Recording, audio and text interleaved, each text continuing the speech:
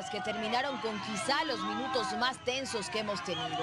El país entero pendiente de que se concrete esta firma, que finalmente llegó, y con ella algo de alivio, reconoce este periodista.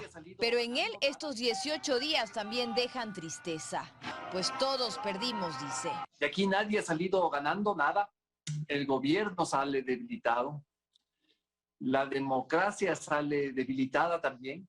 Todo esto demostró que es un país muy frágil, donde los acuerdos se logran a través de la coerción y la fuerza. Para Alberto Acosta también hay una pérdida.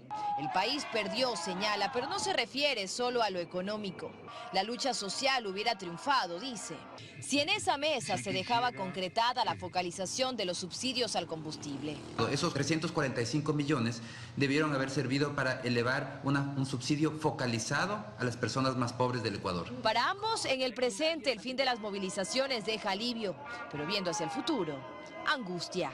Pues a este gobierno aún le faltan 3 años de administración, se repite Pallares. Creo que ni siquiera está dando muestras de que vaya a procesar esto. Espero equivocarme, pero me da la impresión de que hasta hoy no existen mayores señales de que vaya a dar un giro, de que tenga un proyecto para sacarnos de esta situación. Acosta, en su área, la económica, tiene la misma incertidumbre, pues en 3 años, con menos recursos debido al aumento de subsidios, el gobierno tiene que destinar más dinero al área social.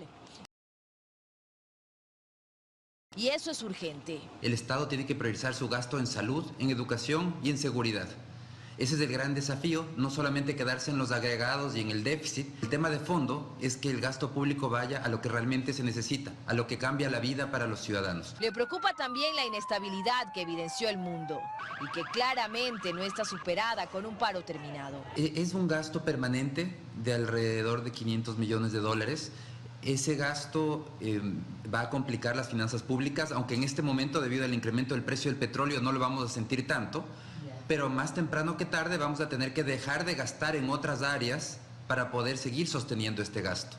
Pallares cree que el movimiento indígena también queda debilitado y que la sociedad ecuatoriana revelada. Las relaciones, las alianzas que existía con las clases medias urbanas han terminado de romperse, y digo han terminado porque creo que en octubre del 2019 ya hubo una fractura. ¿Se incrementa el racismo o que simplemente se evidencia y que siempre lo hemos sido? Yo creo que se evidencia y se incrementa. Está más que claro la falta de gestión política del gobierno que quedó en manos de un solo hombre, Francisco Jiménez. El resto es que el gobierno haya aprendido de sus errores y comience a gestionar, y la administración política no subestimar amenazas. La decisión estaba en manos del Pleno de la Corte Nacional de Justicia, resolver si Iván Saquicela había o no incurrido en negligencia manifiesta por supuesta demora en el proceso de extradición de Rafael Correa. Y la respuesta fue que no. Por unanimidad, los jueces de la Corte Nacional dejaron sin piso al denunciante Alex Guamán, quien sin documentos de respaldo convenció a los vocales de la Judicatura, Fausto Murillo y Juan José Morillo, quienes diligentemente suspendieron en funciones a Saquicela.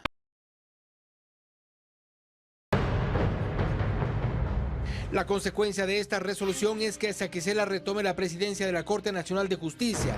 De hecho, desde el Consejo de la Judicatura ya se dieron por informados. Dice un comunicado que este 29 de junio se les ha informado que el Pleno de la Corte Nacional de Justicia resolvió que no existió negligencia manifiesta por parte del doctor Iván Saquicela.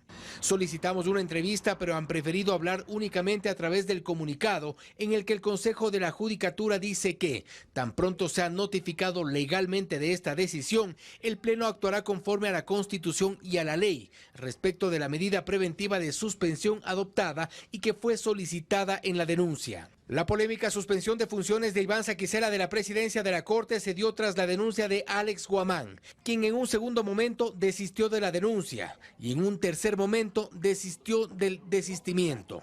No obstante, la insólita acción de Guamán fue digna de crédito para los dos vocales que se sintonizaron con la denuncia. Con 15 artículos de manera unánime, fue aprobada la Ordenanza de Coordinación de Seguridad y Convivencia Ciudadana para Guayaquil. Esto con el afán de combatir la inseguridad. En este texto, en su artículo 15, queda plasmado un punto que había sido ya anunciado y ejecutado por el Cabildo, que es la publicación de rostros de personas aprendidas en delito flagrante. En las vallas donde más circulación vehicular haya.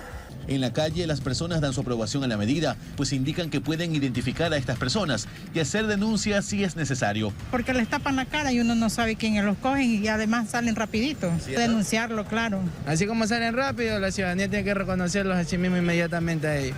En el artículo 12 de esta ordenanza se establece también medidas de seguridad complementarias en unidades educativas, que incluye la prohibición de actividades comerciales informales en un radio de 200 metros. Evitar que nuestros niños, nuestros jóvenes sean expuestos a microtraficantes o a campaneros que normalmente terminan en actos delictivos, ¿verdad? Las unidades educativas privadas deberán contar con botones de pánico y al menos un guardia con capacitación en seguridad. Que no haya mucho comercio a los lados, a los alrededores de las escuelas más que todo. Yo tengo 2 niñas pequeñas y me da mucho miedo enviarlas porque la delincuencia y en medio de esta pandemia que vivimos aumentó mucho más. Otros puntos neurálgicos son el artículo 7, que prohíbe el porte de todo tipo de armas de fuego en el espacio público sin debida autorización. El incumplimiento traería una multa de 5 salarios básicos. Y el artículo 8 prohíbe el porte injustificado de todo tipo de armas blancas, también en el espacio público, que el incumplimiento acarrearía una multa de 1 salario básico. Hacemos una aprehensión ciudadana justificada y sostenida en esta ordenanza y luego se lo entrega a la policía para que en la fiscalía siga completamente el debido proceso sin desmedro de los procesos que se sigan acá en Guayaquil. El artículo 6 de esta ordenanza establece a los agentes metropolitanos de tránsito y cuerpo de bomberos como entidades complementarias de seguridad. Estas deberán aprender a quien sea sorprendido en flagrancia de delitos, contravenciones e infracciones y entregarlo a la policía. Así se aprobó un nuevo cuerpo normativo en la ciudad en pro de la seguridad. El transporte interprovincial se reactivó en las terminales terrestres de Guayaquil. Desde muy temprano comenzaron a llegar los buses de Ambato, La Tacunga, Esmeraldas, Quito, Riobamba, Cuenca y otras localidades que sus vías permanecieron bloqueadas por el paro nacional. Esto hizo que las operaciones fueran suspendidas porque no había paso en las carreteras. ¿De dónde viene? De Loja. ¿Qué tal el viaje? Muy bien. ¿Cuántos días tuvo que esperar para llegar a Guayaquil? Como 17 días. De las 90 cooperativas que brindan servicio en la Terminal Norte, 44 permanecieron cerradas durante los 18 días que duró el paro nacional. En la actualidad todas se encuentran operativas. En las ventanillas comenzaron a vender los boletos a los usuarios desde la noche de este jueves. Claro, no salimos a trabajar y más que todo resguardando las unidades en los garajes nada más. ¿De qué parte viene? De Quito. ¿Qué tal el viaje? Todo tranquilo. ¿No hay bloqueos? No, ninguno. Las movilizaciones de las organizaciones indígenas motivaron el bloqueo de varios corredores viales que conducen a la costa, hacia la Sierra y Amazonía ecuatoriana, y con ello los buses de cooperativas interprovinciales no podían trasladarse de Guayaquil hacia ciertas ciudades del Callejón Interandino y zona amazónica. Tampoco podían bajar al Guayas. Con la finalización del paro comienza la reactivación económica. Yo vengo de Otavalo. ¿Viene a trabajar? ¿Qué viene a hacer? Sí. Correcto. ¿Qué va a vender, disculpe? Yo voy a vender mercadería. Por esta terminal antes del paro diariamente salían alrededor de 45.000 viajeros. Durante las protestas se llegó a contabilizar 15.000 usuarios. A nivel nacional, la transportación intercantonal e intraprovincial habría perdido cerca de 5 millones de dólares. El paro quedó en el pasado y fácilmente no será olvidado. Ahora todos dicen que de forma positiva se debe trabajar para recuperar algo de lo perdido. Quitar TikTok de las tiendas en línea de Apple y Google es lo que le ha pedido Brendan Carr, miembro de la Comisión Federal de Comunicaciones, a estas dos grandes empresas. Lo ha hecho a través de una carta en Twitter en la que dice que TikTok presenta un riesgo de seguridad nacional debido a la cantidad de datos que acumula, combinado con la aparente facilidad con la que Pekín está accediendo a esos datos. Recordemos que TikTok es propiedad de la compañía china ByteDance. Por ahora, ni Apple ni Google han respondido a esta petición, pero imaginen, esta aplicación tiene un billón de usuarios en el mundo y aquí en Estados Unidos alrededor de 80 millones de usuarios activos al año.